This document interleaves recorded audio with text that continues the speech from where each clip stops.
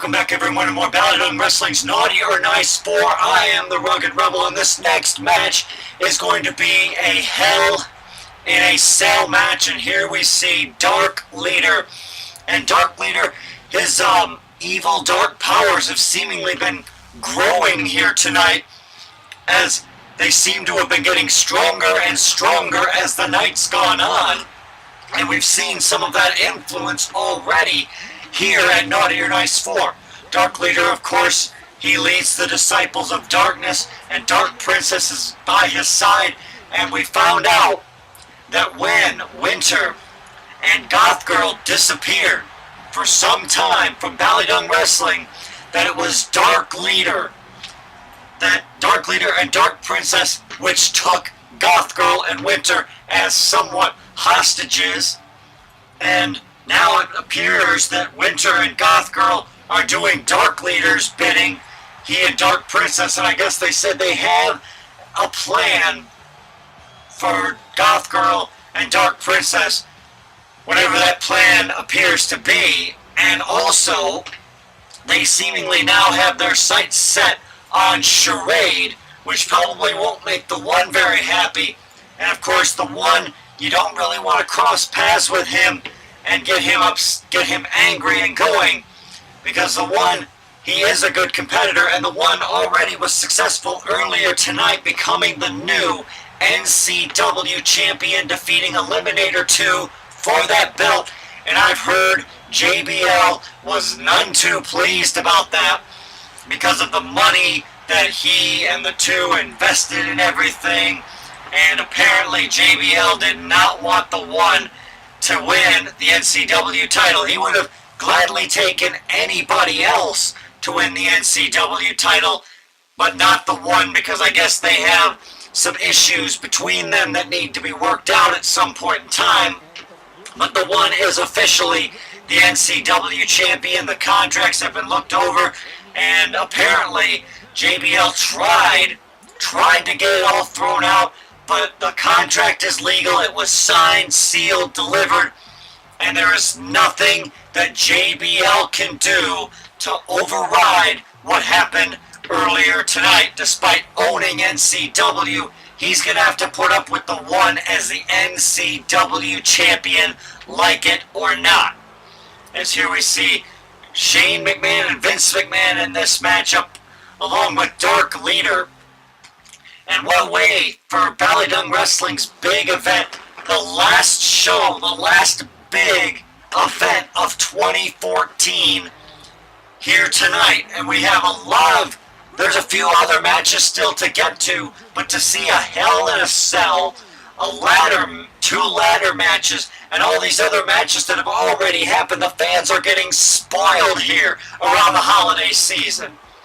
And I know that the One, he's probably focusing on who his next opponent might be for that NCW title.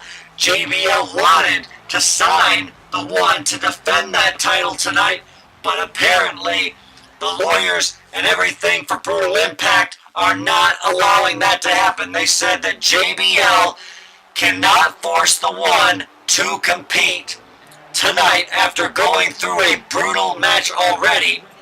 And now there's also the question that begs to be answered. Why was ADJ impartial in that matchup for the NCW title? I can't answer that question because I'm not quite sure.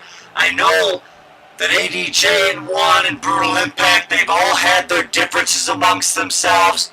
There's still some tension, I think, between ADJ and the One, but ADJ decided to call the match down the middle, fair and square, and I guess that might count for something in possibly Brutal Impact's eyes, but I don't know if I can see ADJ and the One standing side by side anytime soon, but you never know. The holidays, I guess, do weird things to people. Sometimes you get that good feeling, that feeling of camaraderie, that feeling that you should make things right before the new year, and that might be ADJ's thinking. Who knows? But we also saw ADJ talking with Dark Leader, which could suggest that maybe ADJ has ulterior motives. Maybe the Disciples of Darkness are planning on recruiting ADJ, and maybe the one might be in their dark plans as well. I don't know for sure, as here comes Gluttony. So we have some members of the Disciples of Darkness in this match against some of the members of the corporation, also known as the McMahon family. So this Hell in a Cell should be quite a matchup, and I think the entrances alone are taking quite a while, but I mean, with all of this talent, all of these competitors, this matchup could be very, very brutal, and who knows how it's going to end up. But nonetheless, we've seen the Disciples of Darkness have quite a hand in BallyDung Wrestling, and around this holiday season, they probably would love to pick up a victory here and just assert themselves, as we've already seen that dark magic tonight on many occasions. And I don't know if we're done with all of that or not, because there could still be more dark magic going around, and I've just gotten word that Goth Girl and Winter are going to be in a match tonight. I don't know all the specifics. I just got word, though, that the board of directors has placed them in a match. They won't tell me anymore, but just know, fans, that Goth Girl and Winter are in a match tonight. That's all I can really say on the issue, because that's all I know. And also, Canaron, I know, has a match later tonight. He's getting ready for that, so he hasn't come back out to commentary, obviously. It was a match set up by Claire and the board of directors, so we'll have to see what exactly that's all about.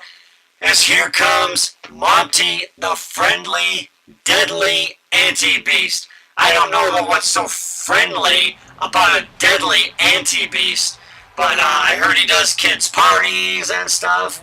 So I guess his main things, though, at parties are incinerating and some other things. I mean, apparently he was invited to a kid's somebody's party once.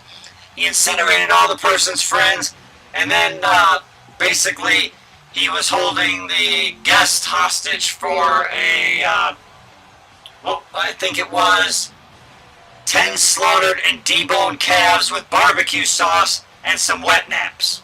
So the anti-beast, he's got a very big appetite for destruction, plus he's heavy on the meat. I mean, to have 5 slaughtered, deboned calves or cows, whatever you want to call it, that's a lot of meat. That's a lot of red meat, especially for anybody. I mean, take it from me, the Rugged Rebel. I've had my fair share of red meat, and let me tell you something. It is satisfying, but it's all not always good for you, and especially with all the stuff that you can add on it. I mean, adding barbecue sauce probably isn't the best course of options health-wise, but I don't think the anti-beast really cares one way or the other about his health, because he's a beast, he's a monster, he's a demon.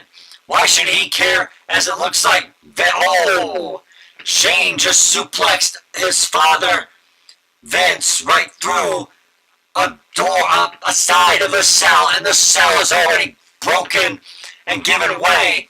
And now Shane is climbing up to the top of the Hell in a Cell, as there's a fight still going on in the middle of the ring, as McMahon is just kind of waiting on the outside as this fight keeps going on. Gluttony and Dark Leader going at it, the anti-beast getting his shots in, and we see Hunter Hearst Helmsley still going in there. I mean, this is just a crazy, insane contest, as Vince and Shane are up at the top.